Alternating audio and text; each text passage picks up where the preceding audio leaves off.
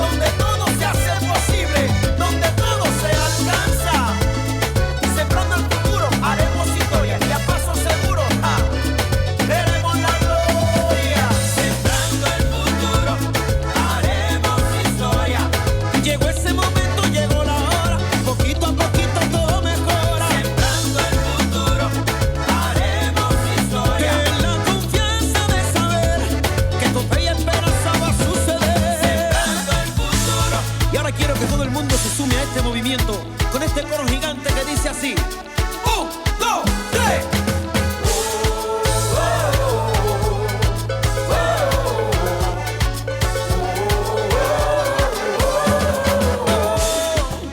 Nacional por la Esperanza te quiere invitar a formar parte de esta gran comunidad digital, en donde compartimos las asambleas virtuales semanales, así como el panorama político-electoral nacional e internacional. Para informarte de todo, lo único que tienes que hacer es seguir nuestras redes sociales, desde tu celular, tablet o computadora, con estos sencillos pasos. Ingresa a la plataforma de YouTube y en la barra del buscador escribe René Bejarano Martínez y así de fácil encontrarás nuestro canal. Una vez ahí, solo tienes que dar clic en el botón rojo que dice suscribirse y listo, ya eres parte de esta comunidad. Y recuerda activar la campanita en la opción que dice todas para que te llegue un aviso cada vez que subamos un nuevo video. Así de fácil, juntos estaremos construyendo esperanza por el buen vivir.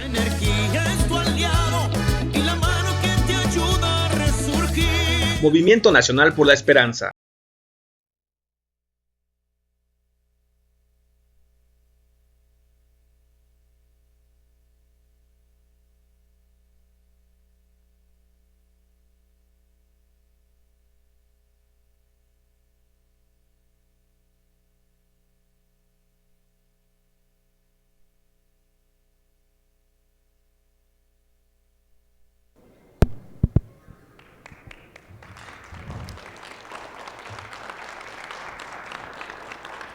Buenas noches, compañeros y compañeras.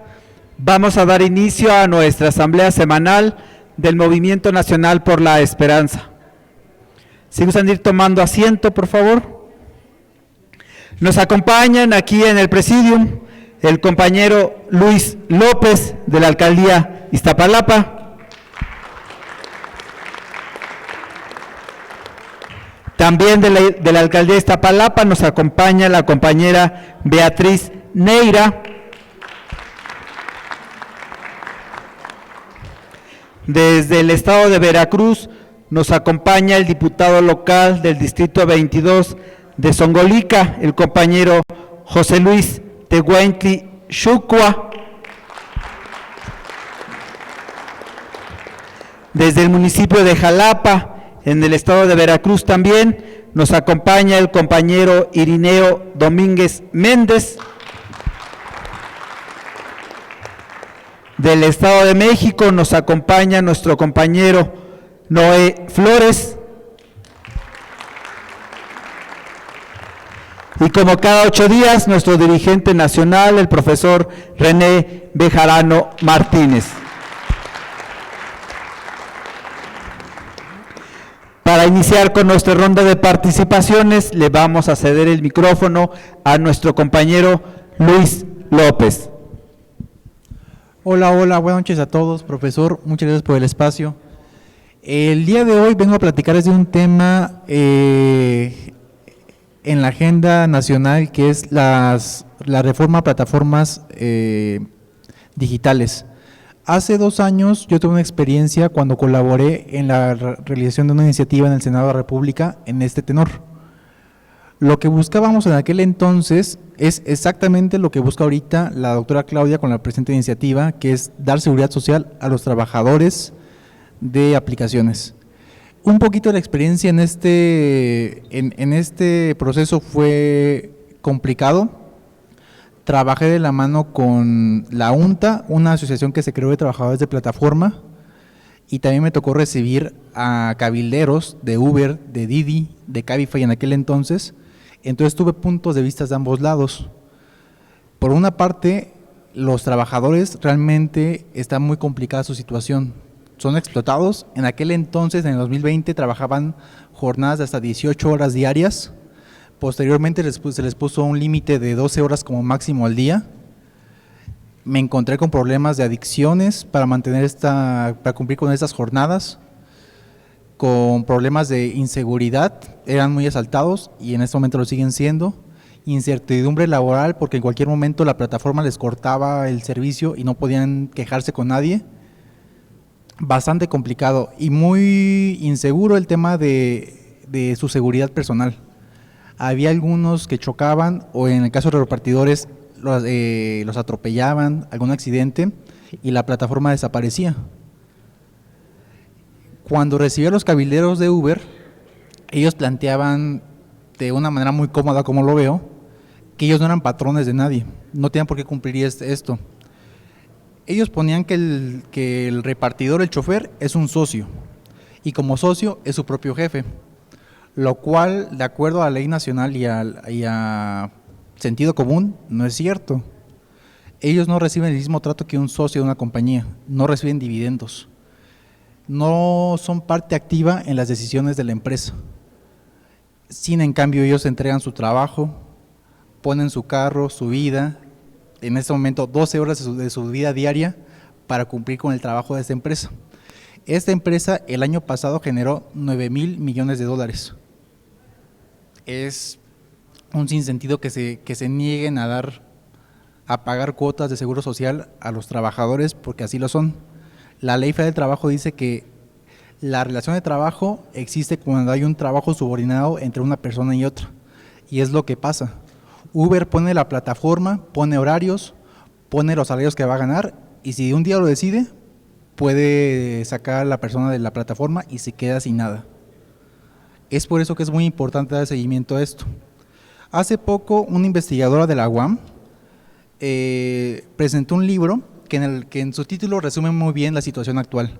Ella lo llamó El trabajo en la época del capitalismo, capitalismo con doble P, donde el trabajador es explotado a costa de que la empresa Uber, pónganle nombre Uber, Didi, Rappi, genera ganancias millonarias. En el caso de Uber, mediante mecanismos fiscales, llevaban 5 años declarando pérdidas consecutivas. No pagaban impuestos por esto, pero todos sabemos que no era así. eran mecanismos para no pagar impuestos, pero las ganancias sí las tenían. ¿A costa de qué? De los trabajadores, como siempre.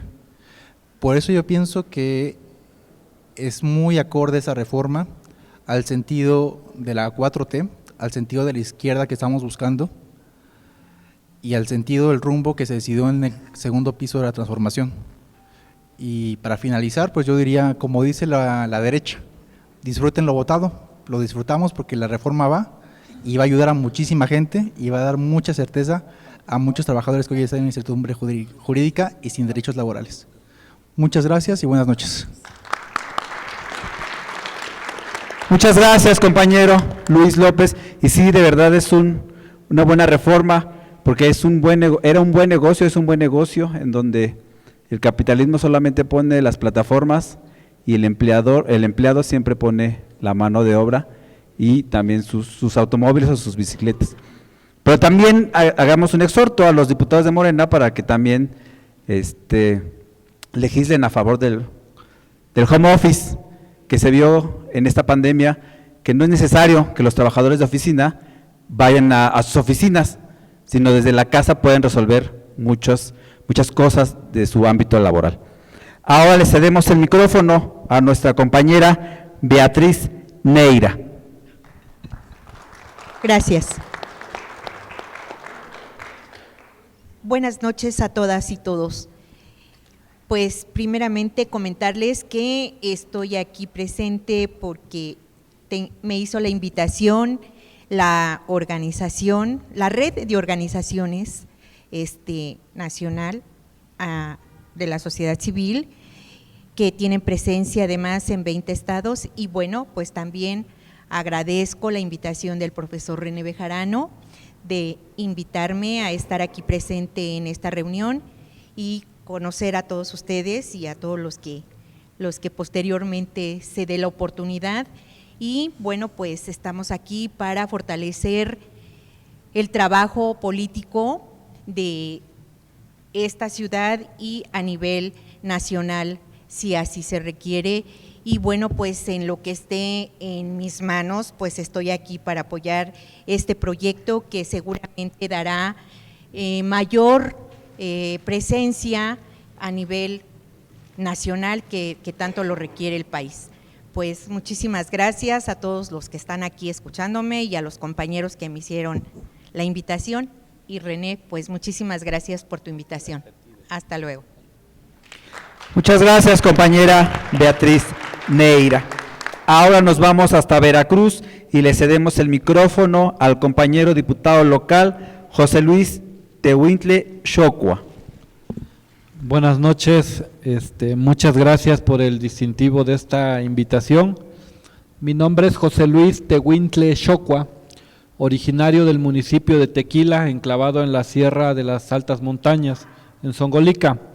Nosotros representamos a un grupo muy fuerte que es el grupo indígena en el estado de Veracruz. De acuerdo al último censo del 2020 del INEGI, en Veracruz teníamos más de 1.300.000 habitantes considerados como indígenas, una población de arriba del 16% indígena.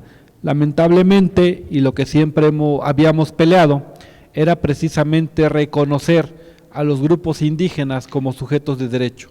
Hoy, hace unos días, se aprobó la reforma al artículo 2 constitucional, en el cual precisamente se reconoce a los grupos indígenas como sujetos de derecho. Recordando que pues nosotros como grupos indígenas somos el alma viva del país mexicano y que lamentablemente no habíamos tenido en su momento ese reconocimiento. Hoy se demuestra que no nos vestimos de colores, nosotros representamos esos colores, aromas, esas tradiciones. Somos arte, cultura, pensamiento y tradición. Muchas gracias y buenas noches. Muchas gracias, compañero, por este mensaje. Ahora nos vamos hasta Jalapa, en el estado de Veracruz, y le cedemos el micrófono al compañero Irineo Domínguez Méndez. Buenas noches a todos. Agradezco infinitamente la deferencia del profe Bejarano de invitarme a esta mesa. Yo solamente quiero comentarles que efectivamente, apoyando a las zonas indígenas de mi estado, me percato que pudiera ser nada más una cuestión declarativa la reforma que se hizo al artículo 2 constitucional, y también en un párrafo exclusivo que habla de la progresividad de la aplicación de la ley de dicho artículo, del artículo 1 constitucional. Acompañando al diputado, me percato de que efectivamente en la reforma electoral que se avecina a nivel federal es necesario que por las dos vías, la de mayoría y la plurinominal, se integren compañeros de los pueblos originarios. Esto no está sucediendo en el estado de Veracruz. Por la vía plurinominal han sido excluidos de una manera bastante arbitraria, y creemos que esto no debe de considerarse una queja, sino una llamada de atención para que nuestros diputados federales puedan hacer algo al respecto y que los pueblos originarios verdaderamente queden representados, no nada más en el Congreso de la Unión, sino también en los congresos locales. El segundo punto que me gustaría comentarles es un comparativo en relación a todos aquellos trabajadores que se dedican al cultivo de la caña de azúcar. Ahí todos los trabajadores tienen derechos a una jubilación y a las prestaciones que ofrece el Instituto Mexicano del Seguro Social. Sin embargo, hay inclusive más trabajadores de carácter infantil, menores de edad, dedicados a la cosecha del café, junto con sus padres, que no tienen ningún derecho, No está nuestra estimadísima compañera Dolores Padierna para hacerle llegar esta propuesta que traigo del estado de Veracruz, de mis compañeros, de mis amigos, principalmente en las zonas serranas e indígenas. Sin embargo, a través de ustedes tal vez se puede hacer eco en toda la República donde se cultiva este producto y en donde los trabajadores cafetaleros, que son jornaleros, no tienen ningún beneficio. Muchas gracias, buenas noches. Muchas gracias, compañero Irineo Domínguez. Ahora le cedemos el micrófono a nuestro compañero Noé Flores. ¿Qué tal, compañeros? Muy buenas noches a todos, a todas. Presidium, profesor, buenas noches. Pues miren, aquí saludándolos, haciéndoles la cordial invitación para el próximo día 23 de noviembre, que vamos a llevar a cabo la Asamblea Estatal en el estado de Michoacán, en el Salón Magnolia, en el Centro de Convenciones y Exposiciones de Morelia. Ahí los esperamos a todos. Muy buenas noches. Buena estancia. Muchas gracias, compañero Noé Flores. Y antes de ceder el micrófono a nuestro dirigente nacional, informarles que el pasado sábado 26 de octubre su gira estuvo en La Paz, Baja California Sur, en donde se llevó a cabo una asamblea muy nutrida, donde estuvieron representantes de los 5 municipios. Baja California Sur solamente tiene 5 municipios, es una entidad muy pequeña. Estuvieron presentes en esa asamblea, agradecerles desde aquí, desde la Ciudad de México, y pedirles un fuerte aplauso a nuestros compañeros Nazaret Martínez, Sáchar y Mendíbel, quien estuvo en representación del presidente municipal de Los Cabos, el compañero Cristian Agúndez, el compañero Jorge Uranga, también de Los Cabos, la compañera Mati Lucero de La Paz, el compañero Armando Romero, y sobre todo se le tomó ahí protesta a la compañera Sheila Peralta, quien va a encabezar los trabajos de la Organización de Mujeres Organizadas, que es una organización que sale del Movimiento Nacional por la Esperanza, pero que aglutina, como el nombre lo dice, a puras mujeres para empezar a hacer trabajos en la entidad de Baja California Sur. Desde aquí les mandamos un fuerte aplauso.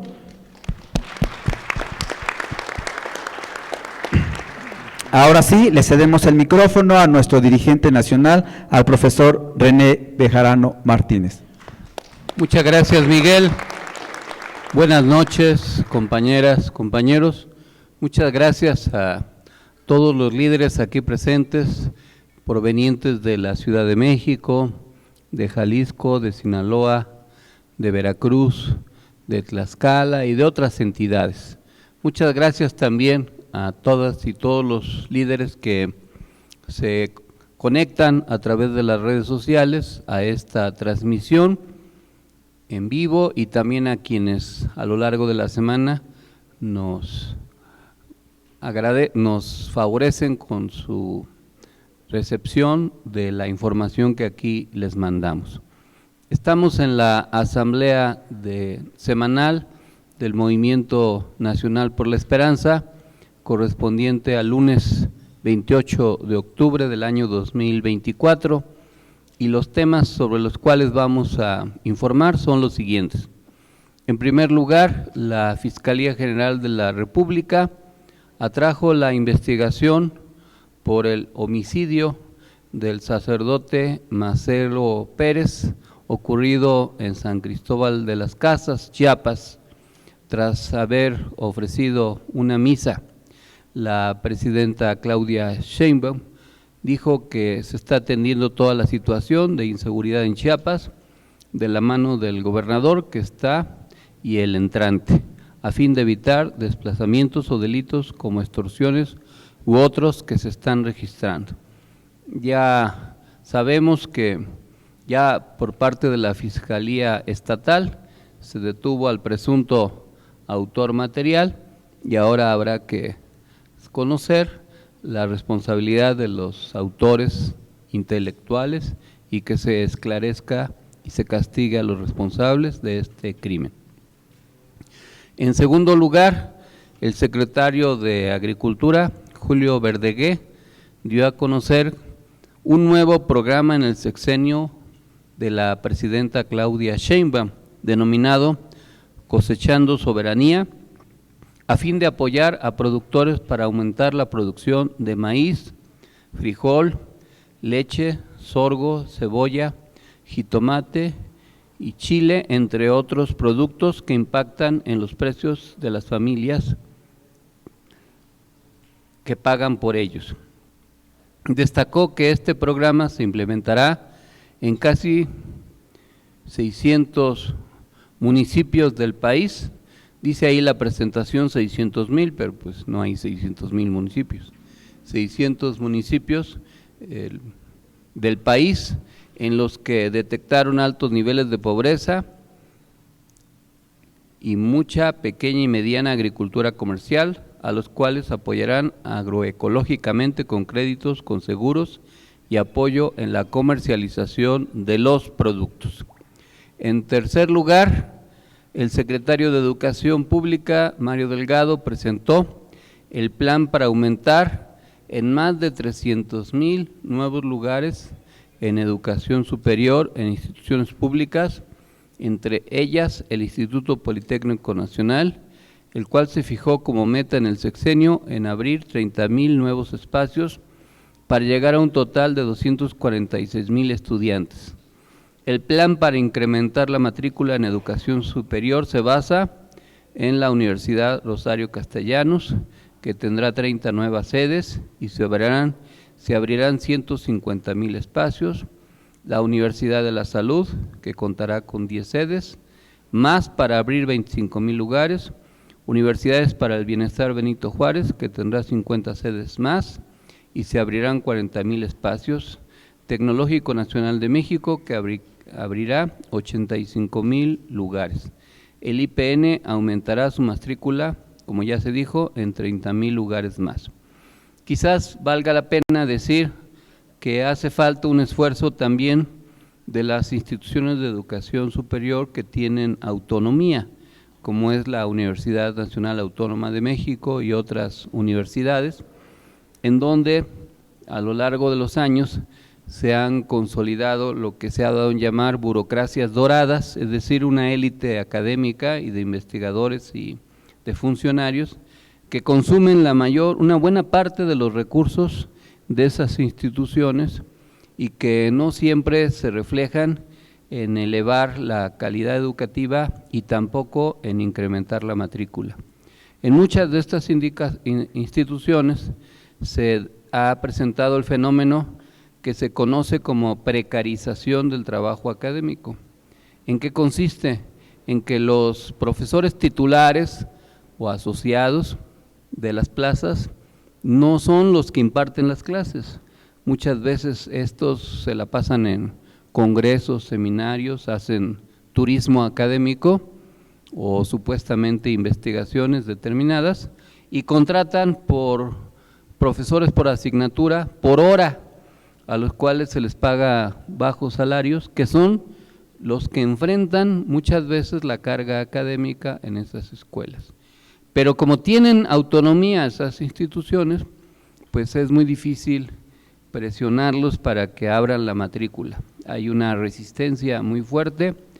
Muchas de estas instituciones han pedido incrementos en sus presupuestos, a veces con frecuencia se les han otorgado, pero eso no se refleja en el incremento de la matrícula, sino en el gasto corriente que las burocracias doradas ejercen y que se convierten pues, en un núcleo de interés que no necesariamente se refleja en abrir espacios a la educación superior y también media superior. Es realmente lamentable que siga la práctica de el examen de admisión y el rechazo a cientos de miles de estudiantes que ven frustradas sus aspiraciones porque estas instituciones no hacen el esfuerzo de incluirlos.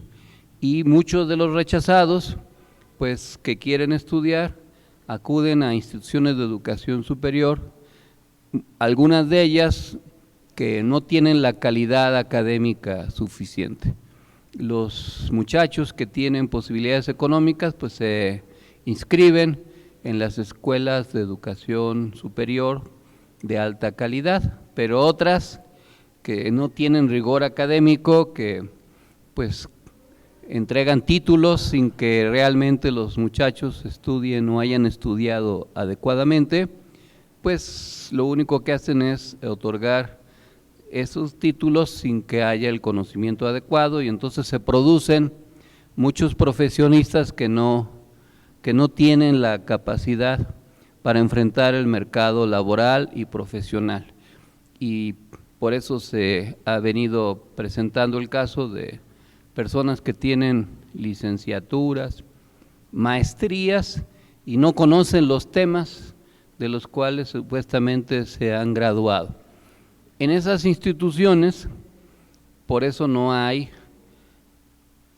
carreras de arquitectura, de ingeniería o de medicina, porque ahí sí es muy complicado darle un diploma, un título a una persona y que luego no sepa de medicina, o que se le caiga un puente, o que no sepa construir un edificio.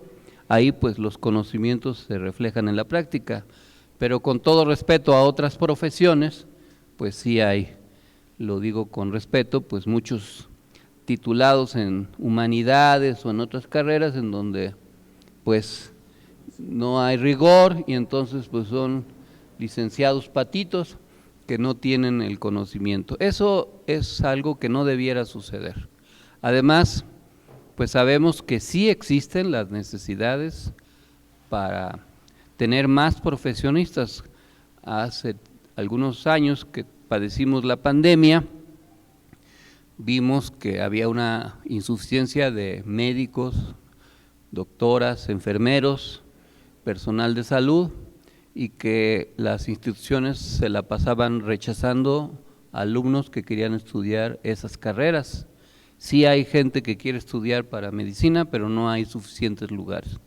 ¿México necesita más medicinas, más médicos, especialistas? Pues claro que sí, pero las escuelas públicas no siempre están respondiendo a las necesidades de la sociedad. En fin, es muy bueno que el actual gobierno de Claudia Sheinbaum abra 300,000 lugares más, pero ojalá haya también una revisión de la forma como funcionan las universidades autónomas para asegurar que abran más espacios de educación que permita atender a los jóvenes y que no haya en el futuro ningún joven que sea rechazado, que haya cobertura universal, como sucede en la primaria o en la secundaria. A ningún niño se le rechaza por querer estudiar la primaria o la secundaria. pero sí sucede en las preparatorias, en las vocacionales, en los tecnológicos y desde luego en las instituciones de educación superior. En fin, es parte este tema de la transformación que está en curso. Por otro lado, el cuarto tema, la presidenta Claudia Sheinbaum celebró que juzgadores federales acordaran regresar a trabajar el próximo lunes 28 de octubre, luego de que el Consejo de la Judicatura Federal ordenara poner fin al paro y que de faltar se les descontaría el día. Qué bueno, y no es por el gobierno, no es por la presidencia, qué bueno por el pueblo. Ahora espero que no empiecen los sabadazos y qué bueno que regresen a trabajar porque no podía ser este paro y además cobrando sus salarios, dijo. Hoy, acerca del Plan C y de la reforma del Poder Judicial, nos enteramos que el ministro Juan Luis González Alcántara y Carranca hizo circular el proyecto que tendrá que discutirse en la Corte próximamente, en donde en ese proyecto se declara parcialmente fundada la controversia constitucional que presentaron algunos partidos políticos en contra de la reforma que se aprobó tanto en la Cámara de Diputados como en el Senado y en la mayoría de los congresos locales. El proyecto que presenta el ministro Juan Luis declara parcialmente fundado basándose en una serie de preceptos totalmente discutibles. En primer lugar, los partidos políticos como tales no están facultados para presentar controversias, pero para darles cobertura se plantea que este es un asunto de carácter electoral y entonces se acepta la entrada, aun cuando la Corte en el pasado había rechazado este tipo de controversias. Hay ahí una interpretación torcida de la ley para darle curso a una controversia. En segundo lugar, esta controversia tiene un vicio de origen porque los que van a decidir acerca del destino de la misma están legalmente impedidos por tener un conflicto de interés, toda vez que los ministros militaron en contra de la reforma del Poder Judicial. Ellos opinaron en contra, se movilizaron, promovieron el paro de labores, etcétera, y cuando un juzgador tiene un interés manifiesto en torno a un asunto, se tiene que excusar porque hay un conflicto de interés. Aquí obviamente hay un conflicto de interés de los 8 ministros de corte conservador que hasta ahora han venido rechazando las reformas constitucionales. Se tendrá que analizar el contenido de la posible resolución, si es que consigue los 8 votos y si es que se reforma o no el proyecto de sentencia que se acaba de circular.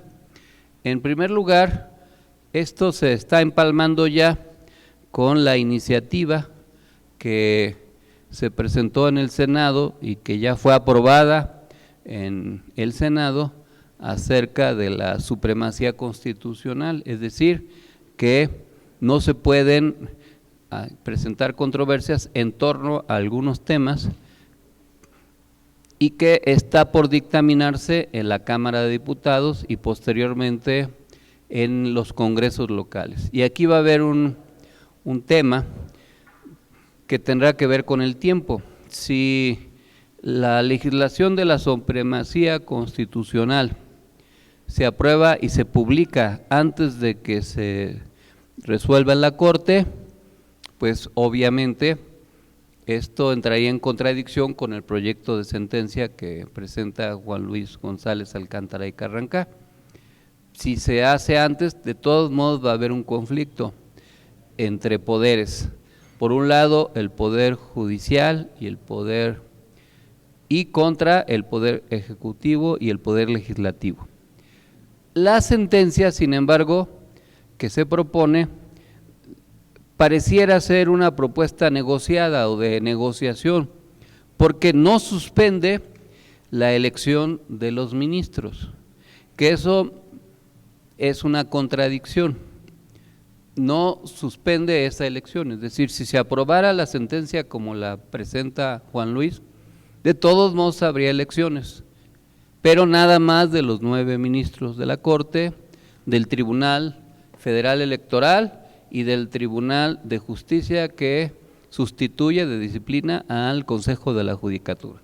Y todavía quedaría pendiente la elección de magistrados y jueces del Poder Federal, del nivel federal e incluso a nivel estatal.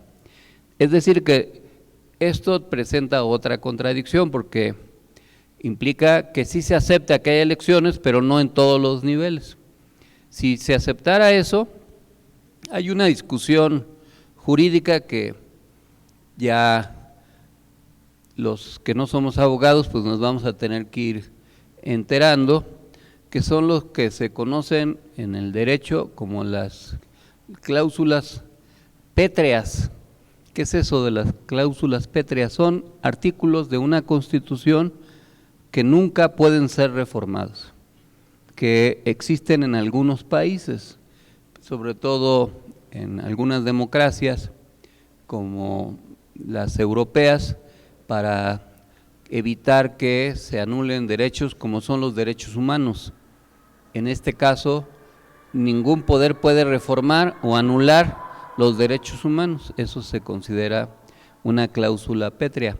En el marco jurídico mexicano no hay cláusulas pétreas, nunca se había establecido que hubiera una cláusula que fuera inmodificable, todas pudieran ser modificables, aunque evidentemente ese no es el debate, pero se va a argumentar en torno a él.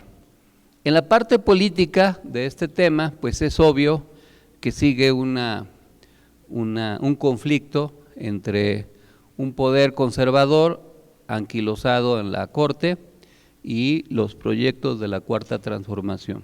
Suponiendo que se aprobara esto, esta controversia, podría abrirse un conflicto político de mayor envergadura, que eso dependerá de si se toma o no una decisión por parte del Congreso, que se refiere a la posibilidad de iniciar un procedimiento de juicio político en contra de los ministros de la Corte que estarían fallando a favor de eso. Esa es una resolución política, aunque también jurídica.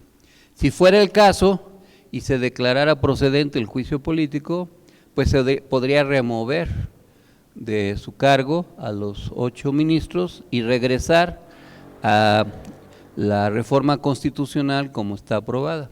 Pero es una decisión que tiene que sopesarse adecuadamente en caso de que suceda. O también es algo que se tendría que revisar en el tiempo y es un asunto de estrategia.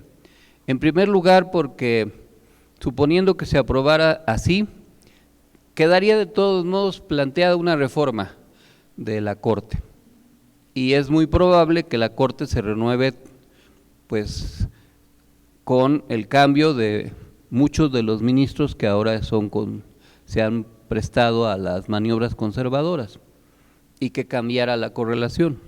También en noviembre uno de ellos se jubila y eso haría que el grupo de los 8 dejara de ser de 8, tendría y podría ser ya de 7 porque entraría en vigor el supuesto anterior, que es que la Presidenta de la República envía al Senado 3 propuestas hasta en 2 ocasiones. Si en cualquiera de las 2 ocasiones el Senado elige a uno por mayoría calificada, ya queda, y si no, la Presidenta puede nombrar directamente a alguien, como lo hizo con Lenia Batres, por ejemplo.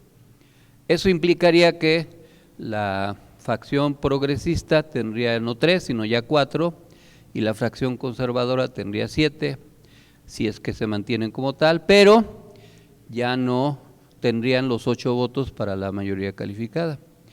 Y se podría seguir insistiendo en esta reforma. Es decir, no es algo que pueda dejar de hacerse. Recuerden que, por ejemplo, la Corte rechazó que la Guardia Nacional pudiera pertenecer a las Fuerzas Armadas en la anterior legislatura. Pero ahora que hubo nueva legislatura, pues ya se aprobó que sí puede ser. Vamos a suponer que la Corte, ya sea en noviembre o incluso en junio, la nueva Corte que se elija puede eventualmente validar esta elección. Y entonces a lo mejor hay elecciones en este escenario, unas en junio del año que viene y otras en junio del otro año, que también puede ser, también puede suceder. En fin, desde luego que hay que estar atentos a cualquiera de los dos escenarios o tres. Lo importante es que no quitemos el dedo del renglón, que se siga insistiendo en la necesidad de un poder judicial de otro tipo que obedezca al interés público y no solo al interés de los poderes económicos o poderes fácticos que se han apoderado de este poder judicial. Un caso emblemático, sigue sin resolverse por la actual mayoría de la Corte, es el pago de impuestos de Ricardo Salinas Pliego, que lleva años difiriendo sus pagos de impuestos y con triquiñuelas legales sigue contando con la complicidad de los ministros de la Corte. Y estamos hablando de miles de millones de pesos. Y como ese ejemplo hay otros muchos más que se tendrían que estar discutiendo. Este asunto es una lucha política muy importante. No deja de tener su importancia jurídica, pero hay que darle también el enfoque político. Nosotros, en cualquier escenario, tenemos que prepararnos para la elección. Hay que seguirnos organizando como ciudadanos para garantizar, ya sea que se elijan solo los ministros de la Corte o todos los magistrados y jueces, pero para promover esa votación y asegurar un cambio en la composición del Poder Judicial. Y para eso hay que unirse y organizarse. Por eso les recordamos que estamos actualizando nuestra lista de enlaces de todo el país, por estado, por municipio, por barrio, pueblo, colonia, unidad habitacional, para tener una estructura de miles de líderes que a su vez sean capaces de movilizar a otros miles de personas. Esa estructura les recordamos que se está haciendo a través del WhatsApp, que sus propuestas que ya me han empezado a enviar, me las pueden enviar a mi número de celular y ya los vamos a ir integrando, y que pretendemos tomarles protesta el domingo 15 de diciembre para que ya terminemos el año con esa estructura y el año que viene nos dediquemos a engrosarla. Bueno, este es un tema que va a seguir discutiéndose y habrá que estar atentos a lo correspondiente. En otro tema, el Gabinete de Seguridad y la Fiscalía General de la República investigan la explosión del coche bomba en Acámbaro, Guanajuato, que dejó 3 policías heridos. Informó la presidenta Claudia Sheinbaum, quien dijo que fue uno de los temas que se trataron hoy en la reunión de esta mañana. Se informó en el Gabinete de Seguridad y se está en proceso de investigación. El Gabinete de Seguridad toma este hecho y va a investigar, y por supuesto la Fiscalía General de la República. Al respecto también hay un tema que hay que tener claro. La oposición insiste en que este tipo de asuntos se consideran como actos terroristas, que efectivamente generan pánico. Pero ¿cuál es el problema de fondo? Que si se reconoce jurídicamente que hay terrorismo en México, en estos casos, el gobierno de Estados Unidos, con esa legislación supranacional que ellos mismos imponen, se ha autofacultado para intervenir directamente en los países en donde supuestamente haya grupos terroristas. Si el gobierno de México declara que en Acámbaro existe un grupo terrorista o en cualquier lugar de la República, pues estaría abriendo la puerta para que el gobierno norteamericano interviniera directamente. Si, como ya lo vimos en el caso de la detención del Mayo Zambada, hubo evidentemente una injerencia de las agencias de seguridad de Estados Unidos para secuestrar y entregar en Estados Unidos a esa persona, pues ya se estaría abriendo la puerta para que grupos militares o paramilitares, como lo hacen en otros países, intervengan directamente en México, lesionando nuestra soberanía. Es obvio que esto no se puede aceptar y por eso es que hay una resistencia acerca de este tema. Ya en lo que se refiere al Poder Judicial, pues ya se ha aclarado que estas reformas estas resoluciones de los jueces que declaran que se suspenda la misma, pues entra en contradicción con lo que la Corte misma está resolviendo.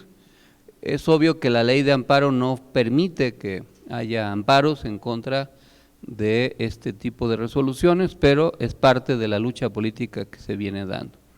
En un tema de seguridad se informó que se va a aclarar si la muerte de 19 presuntos sicarios en Sinaloa se hizo conforme a derechos y no hubo excesos militares, lo mismo que en Tecpan de Galeana. Estos temas no dejan de ser delicados, son temas de delincuencia grave, pero esperemos que no tengan otras repercusiones. Se anunció el fin de semana en Baja California Sur, como parte del programa de construcción de viviendas en el gobierno federal, la meta de 1 millón de casas en las cuales se edificarán 37.500, de las cuales 25.000 de ellas se darán o destinarán a personas derechohabientes en el caso de los programas de desarrollo urbano territorial que dirige la secretaria Edna Vega.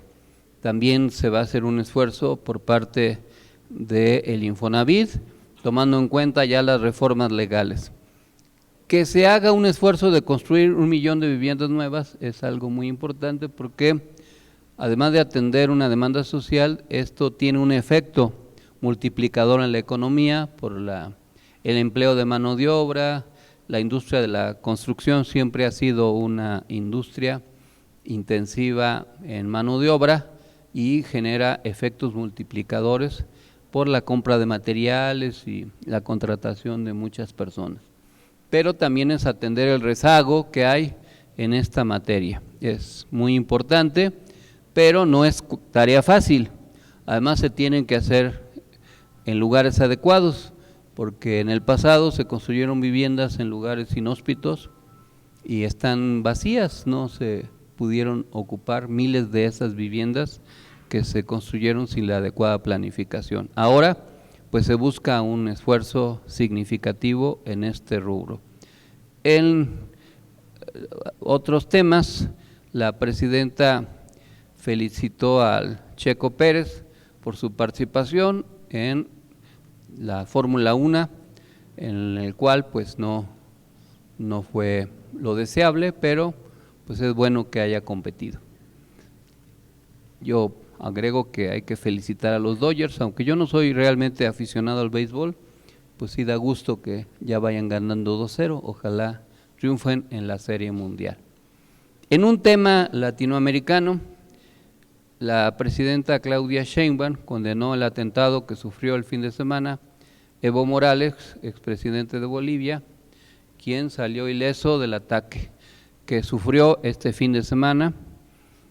Y yo quiero aprovechar para pues no dejar de hacer un análisis, o más bien para hacer un análisis de algunos de los temas que se están viviendo en América Latina. Hay algunas contradicciones entre gobiernos o entre proyectos. Por ejemplo, en los BRICS, el gobierno de Brasil no quiso apoyar la inclusión de Venezuela en el proyecto de este tipo, que es una asociación de países encabezados por Brasil, la India, China y Sudamérica, para generar un mercado global alternativo. Subyace en este tema la valoración que se hace del más reciente proceso electoral en Venezuela, en donde tanto México como Brasil solicitaron que se dieran a conocer los resultados de las actas electorales que no se publicaron íntegras hasta la fecha, aunque sí ya el gobierno de Nicolás Maduro continúa ejerciendo su poder y la oposición ha menguado en su rijosidad. Pero no deja de ser un tema importante por la valoración política que hay acerca del resultado electoral. Este es un tema importante para México, porque acuérdense que en México pues nosotros dimos una batalla en varios momentos por conocer los resultados de las actas de las mesas de votación. Allá por el 88, esa fue la demanda. Salinas dijo que había ganado la elección, pero nunca dieron a conocer los resultados casilla por casilla, ni de las actas. Incluso lo que hicieron pues fue quemar las actas, y quemaron las actas y de paso el Palacio Legislativo, con tal de deshacerse de las pruebas. Es obvio que Salinas y el PRI de aquellos años se robaron la elección, y también fue en el año 2006 donde el PAN y sus aliados se negaron al recuento voto por voto, casilla por casilla, porque evidentemente era tan pequeña la diferencia porcentual que se corría el riesgo de revertir el resultado. Por eso es que México tiene pues esta congruencia, o el gobierno mexicano, y es parte del debate acerca de los procesos electorales en el continente. En América Latina también estos días está el problema en Bolivia por lo que sucedió contra Evo. A veces la izquierda es la peor enemiga de sí misma, porque lo que se está viviendo en Bolivia es un conflicto muy fuerte entre un sector de la izquierda, del movimiento del socialismo encabezado por Evo Morales, y otro sector de la izquierda encabezado por el presidente Luis Arce. Ambos aspiran a reelegirse y pues el conflicto se ha recrudecido. Recuérdense que hubo un intento de golpe de Estado que denunció Luis Arce, que descalificó Evo diciendo que era un autoatentado. Luego se inhabilitó la posibilidad de una candidatura de Evo Morales, pero él la impugnó. Recientemente se le acusó de algunos delitos para impedirle ser candidato. Ahora se presenta un atentado no suficientemente claro, pero él acusa al presidente Luis Arce, Evo Morales acusa a Luis Arce. ¿Qué es lo que sucede o puede suceder? Pues que es tal el nivel de rijosidad entre las dos izquierdas que hay ahí, que al final quien termine beneficiándose pues sea la derecha. En la elección, cuando se dio el golpe de Estado, Evo Morales ganó la elección, pero por poco margen. Después vino el golpe de Estado, se restauró la democracia, hubo unidad de la izquierda y llegó al poder y se restauró a Luis Arce. Pero ahora hay una división, y si esta división persiste, pues a lo mejor la derecha se reorganiza y se pierde el poder en Bolivia. Ojalá eso no suceda, pero pues puede suceder. Vemos cómo en los países de América Latina pues hay una polarización, y la izquierda, siendo fuerte, no siempre logra ganar. En Ecuador, la izquierda en primera vuelta, en la más reciente elección, quedó en primer lugar, pero luego las derechas se unificaron y impusieron al actual presidente. Y Luisa González, que era la candidata de la izquierda, no pudo llegar al poder. Este fin de semana hubo elecciones en Uruguay. La izquierda se aglutinó en torno al Frente Amplio, al Frente Amplio, así se llama, la izquierda en aquel país, y el candidato ganó con el 48% de los votos en números redondos, pero no con el 50% más uno para ser ganador en primera vuelta. La segunda posición la ganó un candidato de derecha con el 29% más o menos. Pero los otros partidos que quedaron en tercero y cuarto lugar también son de derecha. Si se suman los votos de todos los partidos de derecha con los votos de la izquierda, en segunda vuelta hay una especie de empate técnico y el resultado puede ser por pequeño margen. Así fue en Brasil, cuando regresó al poder Lula, le ganó por 1 punto porcentual a Bolsonaro. En Uruguay la izquierda gobernó mucho tiempo, hasta que la derecha se reorganizó y recuperó el poder. En esta primera vuelta, pues se dio el triunfo, pero no suficiente para declarar ya ganada la presidencia.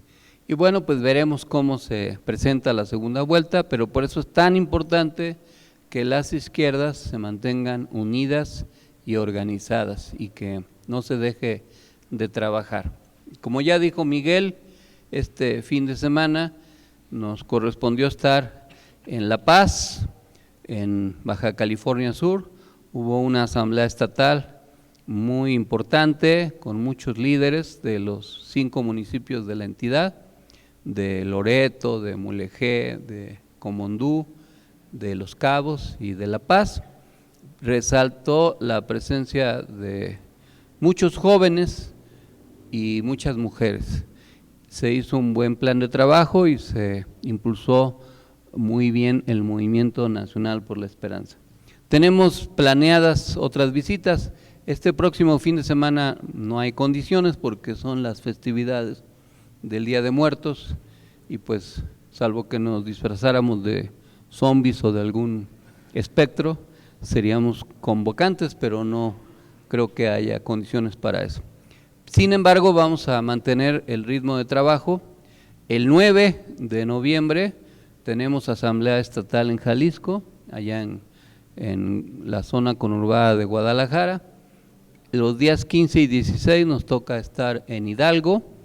Estamos afinando la estrategia, pero cuando menos en Pachuca y en Tulancingo. Y, como ya dijo Noé, el 23 en Michoacán. Hoy tuvimos la oportunidad de platicar con varios líderes, con el presidente municipal de Tingambato y otros líderes, y pensamos que va a ser muy buena la reunión.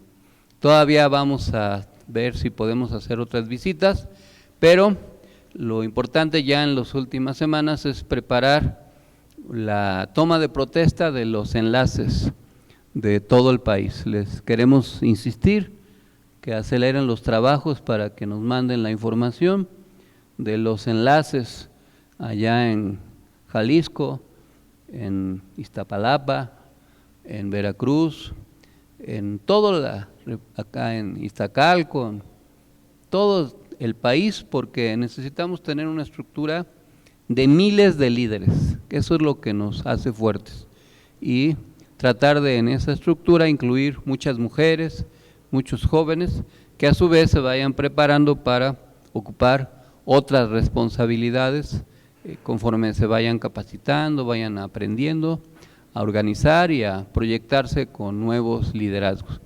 No podemos burocratizarnos. La tendencia a veces cuando se ganan elecciones es que los activistas se burocratizan. Hubo procesos en el pasado que así se presentaron. Yo recuerdo cuando aquí en la Ciudad de México, en un primer momento, ganamos las elecciones de la ciudad, casi todos los líderes entraron al gobierno, o entramos, y muchos de ellos abandonaron su trabajo de base, y ya luego ya no iban a las colonias, ya no hacían trabajo de organización, y batallamos para mantener una fuerza.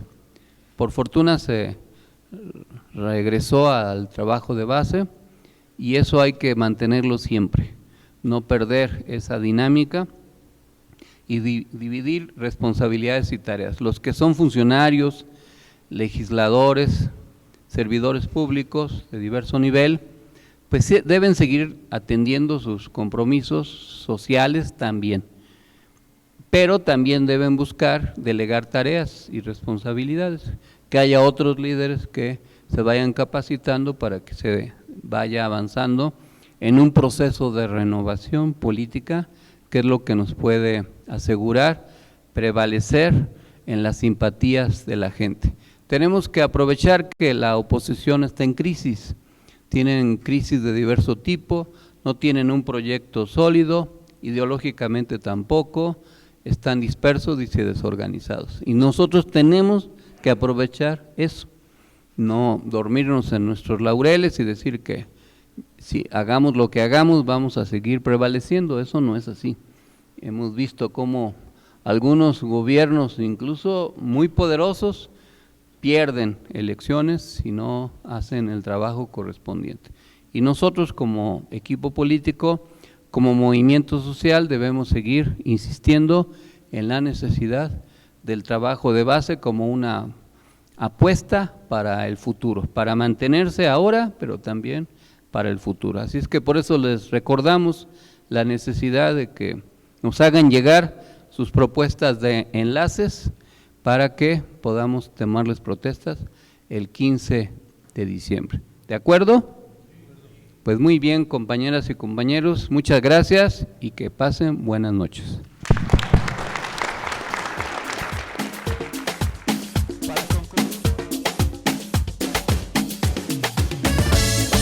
Es un movimiento, una fuente de esperanza. Nunca dejes de creer. El que persevera alcanza.